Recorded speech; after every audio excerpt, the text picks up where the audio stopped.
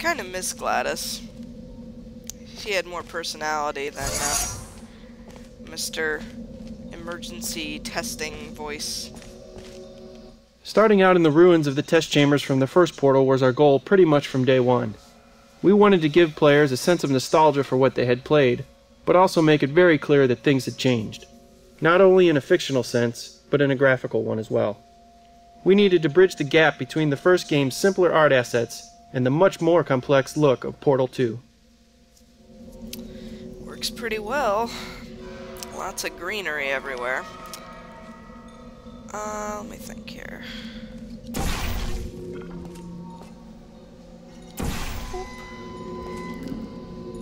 Whoa, careful. Get down. Get off the block, Chell. Oh shit, am I glitched? I'm stuck. I'm stuck! Crap. Oh. Damn. I'm still stuck. Shit! I'm stuck in the wall. Okay, hang on. Oh my god.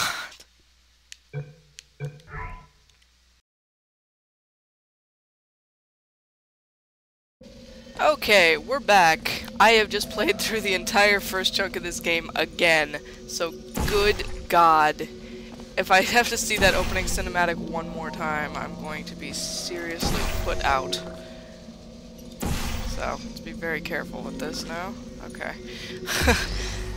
Let's please, please, please at least get through to the beginning of the next chapter, because evidently you can't, save or load in the developer commentary in this game, which you could in Portal 1. So great work. That's a little because annoying. This message is pre-recorded. Any observations related to your performance are speculation on our part. Please disregard any undeserved compliments. I will take any and all compliments, thank you. So this also looks familiar. Ooh. Less successful, though. Alright.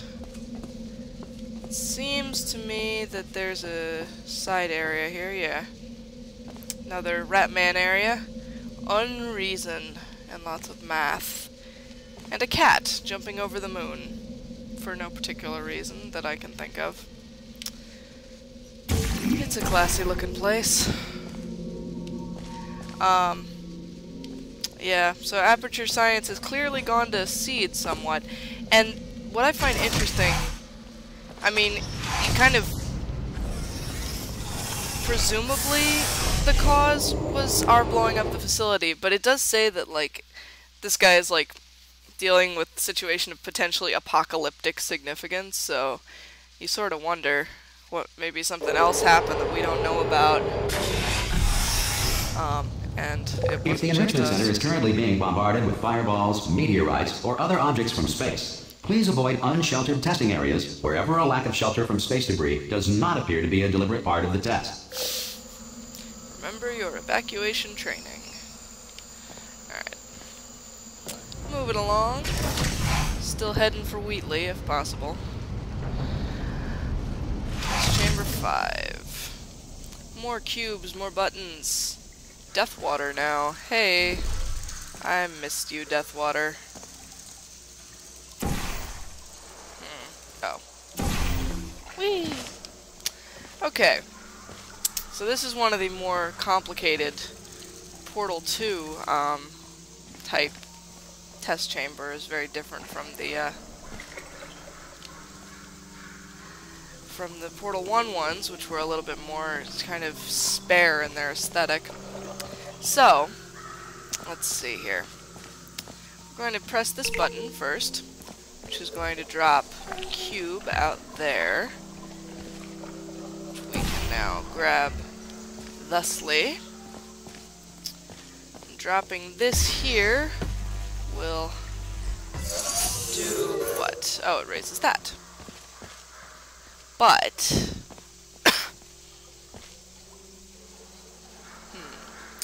we need the cube up here in order to open the door. Can't do both. What's the secret? Ah, there's another button over here.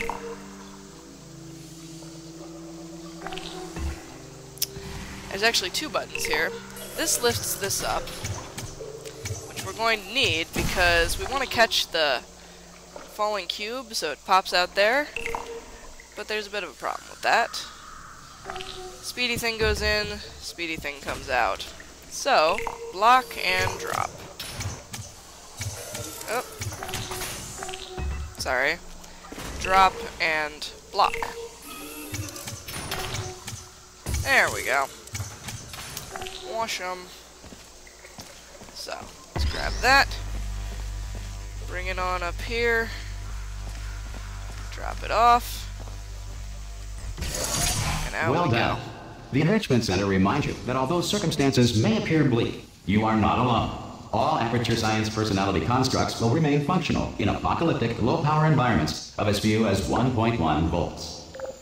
That turns out to be foreshadowing, but we don't know it yet.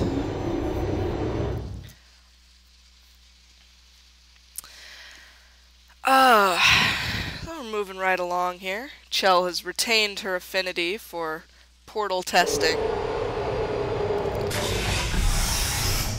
Remain This calm. next test applies the principles of momentum to movement through portals. If the laws of physics no longer apply in the future, God help you. Eek. Nope, we appear to be in the same dimension we were before. So I think that means this is a fling. Yep, this is a fling chamber. And cubes, too. Still no messages about the vital testing apparatus. Whee! Okay. Let me see. Yeah. Okay. So we need to go up there, because there's a hole in the ceiling of this that we can shoot down into to shoot a portal under the cube. In order to do so, fling into space. Oh, whoops. Not like that. Do it right, Chell. Jesus. Whee! Awesome. And now we can do this. Pop it on out there.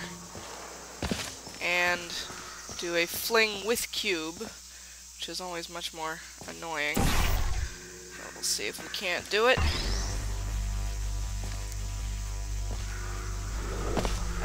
Not quite. Whee! Careful.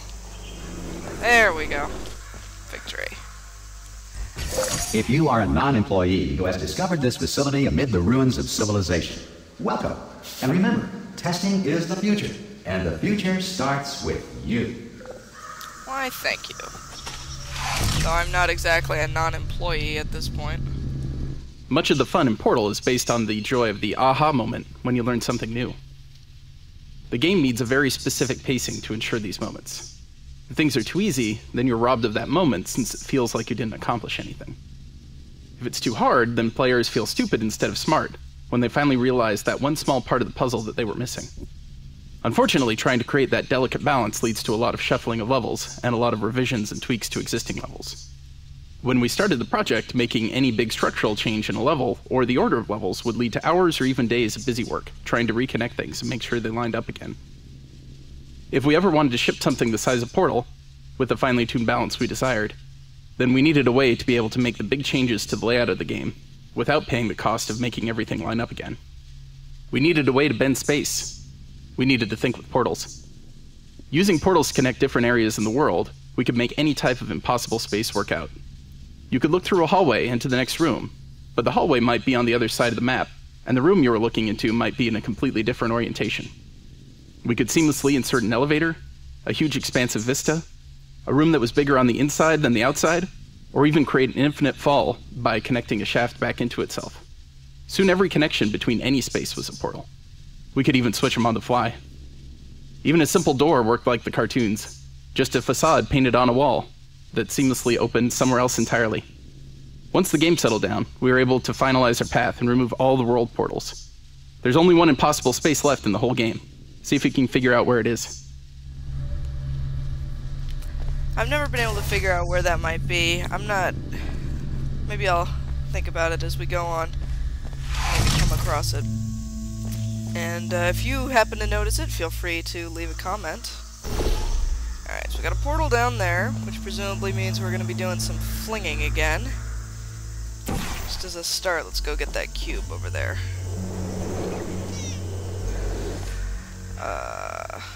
Yep. Alright. So we got our cube here. We need to put it on that button over there. So, gonna do a fling with cube again. This time over there. Whee! Ow! Slam shell into the wall. Okay. I think we can just go around. Yep. Nope. So now there's something to catch us up there. Move our portal over a little wee bit. And drop. Wahoo! Good work getting this far, future starter. That said, if you are simple-minded, bold, or irradiated in such a way that the future should not start with you, please return to your primitive tribe and send back someone better qualified for testing. We lost the subtitles again, but hopefully they will be back. In the meantime, as all the signs say, remain calm. I'm gonna go a little longer here just because I lost some time replaying the opening 3 times. So... To ensure that sufficient power remains for core testing protocols, all safety devices have been disabled. The Enrichment Center respects your right to have questions or concerns about this policy. That's good of you. And that's upside down. What does that say? MLAC Malak Nyammer Esalp. I'm confused. Maybe there's a code hidden in that. I'll have to check the internet later. Hey! Oi, oi! Wheatley! Where are you? Oh, brilliant! There you are. You did find a portal gun! Yay! Oh, do you know what? It just goes to show, people with brain damage are the real heroes in the end, aren't they, at the end of the day? Brave. Pop a portal on that wall behind me there, and I'll meet you on the other side of the room. Okie doke. First, though... Just pop a portal right behind me there, and come on through to the other side. Oh, hush. This interaction with Wheatley was the first that we hooked up for our initial showing at E3. It demonstrated how Wheatley would be an actor in the world, and how the player would not only be interacting with him directly, but also using him to interact with the Aperture facility. I'm pretty sure I just killed the subtitles again. Alright, let me explain again. Oh, good. Pop a portal behind me. I hear you, right? Wheatley. Shut up. Come on through. Shut up. Okay, listen, let me this concept. lay something on you here. It's pretty heavy. They told me never, never, ever to disengage myself from my management rail or I would die. But we're out of options here. So get ready to catch me, alright, on the off chance that I'm not dead the moment I pop off this thing. Yeep. On 3. Don't Ready? leave me, Wheatley. 1, 2, 3. That's high. It's too high, isn't it? Really, that. All right, going on 3 just gives you too much time to think about it. Let's go on 1 this time. Okay, ready? 1. Catch me! Catch! Ow! Ow! I am not dead. I'm not dead. I can't move though. That's the problem now. Are you still there? Could you pick me up? Do you think? If you are there. The Wheatley model was designed as a mechanical version of the original Portal 1 personality sphere. Originally, they filled a very similar role to that in Portal 1, so we needed one base model which could hold a lot of different expressions. Experimenting with different rigging ideas, we came up with the onion skin design, where a number of spherical plates could slide around inside each other, all supported on a small motion platform mounted on a gyroscope. This meant that no matter what expression Wheatley was pulling, he always retained his spherical shape. It is tricky. The modelers and the animators collaborated closely on these early tests to make sure the design supported the range of expression needed to satisfy any personality sphere that got designed. Lots of ideas were thrown out, such as a small internal robot arm that Wheatley could pull out of one of his ports and pull himself around with. We were careful to make the mechanics look plausible, but we had to cheat the eyelids, since they ended up being a physical impossibility. There was no way all that geometry could fit into the space around his eye without clipping out the other side. But they were such an essential feature of the model that we resorted to crushing them up inside the eye, where the player can't see them. Anyway, I accidentally jumped on his dialogue there, but he was basically just telling me to plug him into the wall. It is tricky, but just plug me in, please.